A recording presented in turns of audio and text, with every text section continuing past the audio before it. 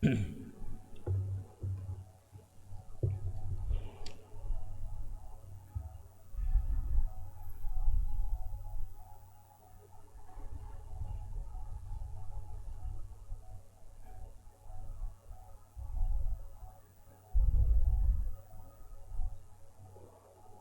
madlaw itong sulugang pangilin, pesta sa mga arkanghel sa atong Ginoo, San Miguel, San Gabriel ug San Rafael.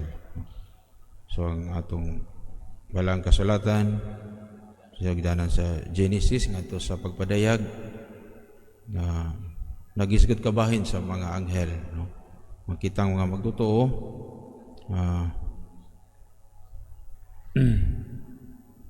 mituo nga anaa sila, no? Og ang atong Ginoo dinhi sa atong ebanghelyo karon nagpamatuod sa ilang kamatuoran, no? Sa ilang presensya diya sa kinabuhi sa mga magtotoo, no? So sila ang mga nakip sa mga labaw nga mga butang, no?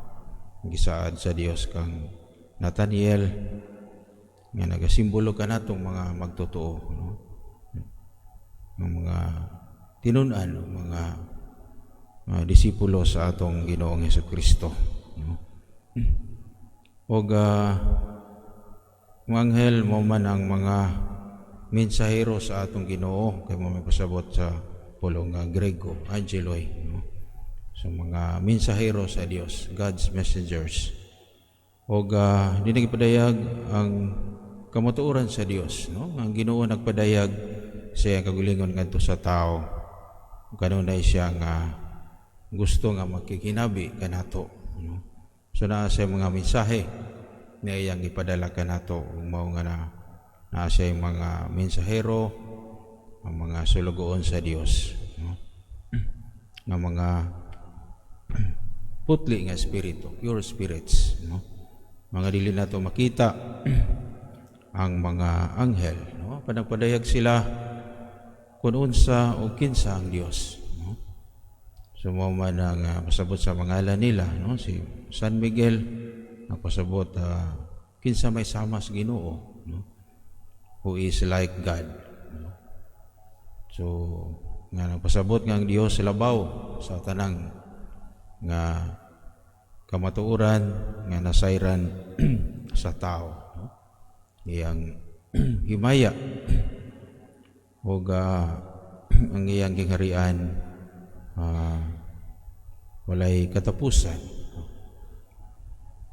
og naa siya sa hangtod sa kahangturan, hangtod sa katapusan sa panahon, no?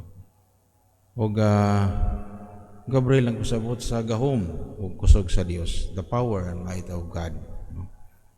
So nga ang Ginoo kamhanan siya, no? Gaduna siya gahom batok sa mga dautan na dinhi sa kalibutan ug siya ang nagmando, no? Kanato ang langit ug ang yuta ubos sa paghari o pagmando sa Ginoo, no? Ug Rafael ang pasabot ang Ginoo nag-ayo or nag-alim, no? Sa tao, God heals. So Dios mananambal, no? Iya giayo ang atong mga sakit. Og mga anghel nagpadayag sa kamatuoran sa Dios nga dili nato makita, no? So nagpaila sila kung unsa o kinsa ang Ginoo, no? Paninig ipadayag ni Jesus yang gulingon nga siya ang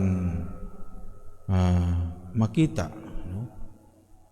Nga Dios nga mayani sa kalibutan. Kung dili makita ang Dios, so karon hingpit na nga makita ang Dios diya sa pagkatao ni Hesukristo. Siyang hagdanan, no? Naga sumpay sa langit ug sa yuta.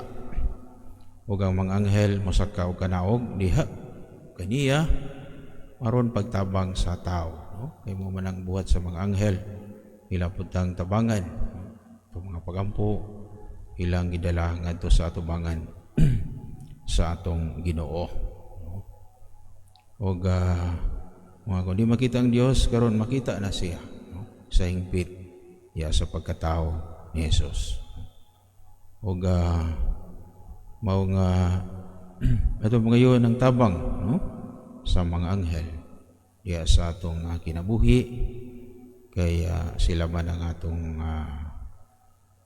tigpanalipod, no, sila man ang mga mensahero sa Ginoo, no.